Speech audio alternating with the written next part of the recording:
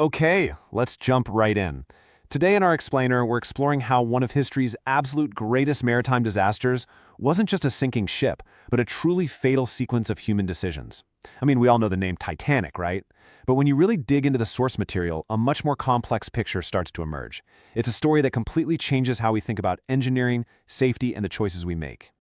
Section 1. The Unsinkable Dream. Hubris Before the Fall. So, let's set the scene. It's April 10, 1912, and the Titanic is departing Southampton, bound for New York City. It was the most advanced passenger ship of its time, and people literally called it practically unsinkable. But as our sources reveal, that immense confidence, it wasn't just a catchy marketing slogan. It was arguably the very first mistake that laid the groundwork for the entire tragedy. Which leads us to a really important question. Was the iceberg actually the only reason it sank? We all know the pop culture narrative. Ship meets ice, ship goes down. But as we peel back the layers today, I want you to keep this question in the back of your mind, because the reality is so much more intricate and honestly a lot more fascinating to analyze. Section 2. A Chain of Mistakes. Ignored Warnings and Speed. Let's trace the timeline for a second. They set sail on April 10th, but here is the kicker. During the voyage, the Titanic actually received several warnings about icebergs ahead, and despite those massive red flags, they just kept going at nearly full speed. It wasn't until late on the night of April 14th that lookouts finally spotted the iceberg directly ahead of them. The crew tried to turn, but physics was entirely against them. There simply wasn't enough time. The iceberg scraped along the side, and just 2 hours and 40 minutes later, the entire ship was gone. Section 3. The Fatal Design Flaw. When engineering fails. Now, the iceberg absolutely did the initial damage, but the true climax of this disaster was actually a massive mechanical failure. See, the watertight compartments were supposed to contain the flooding, but in reality, the bulkheads didn't reach all the way up to the ceiling. So once the ship began tipping, the water simply spilled over from one compromised compartment right into the next, kind of like an overflowing ice cube tray. At that point, the ship's fate was mathematically sealed. It was an incredible engineering blind spot that turned a severe accident into an inevitable sinking. Section 4. The Lifeboat Tragedy. A Botched Evacuation. While the engineering is failing down below and completely different nightmares unfolding up top, get this, the Titanic actually carried more lifeboats than the regulations of the time even required. They were fully 100% legally compliant, but those regulations were so hopelessly outdated that there still weren't nearly enough seats for everyone.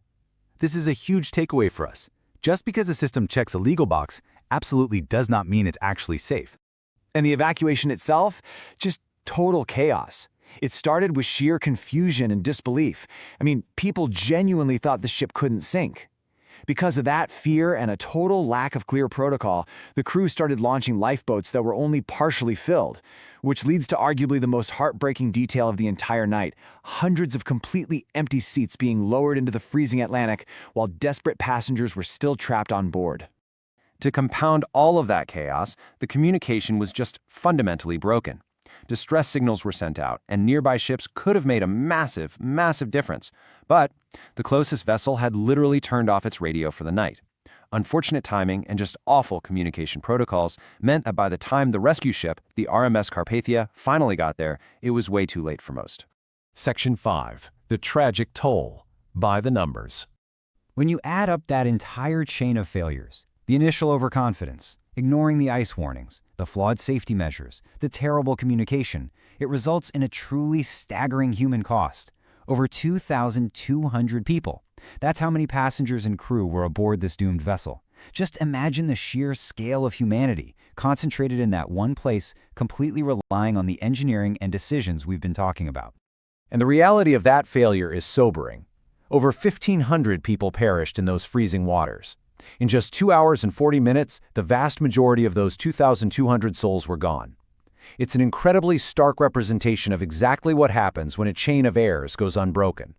Section 6. Changing maritime safety forever. The legacy of the disaster.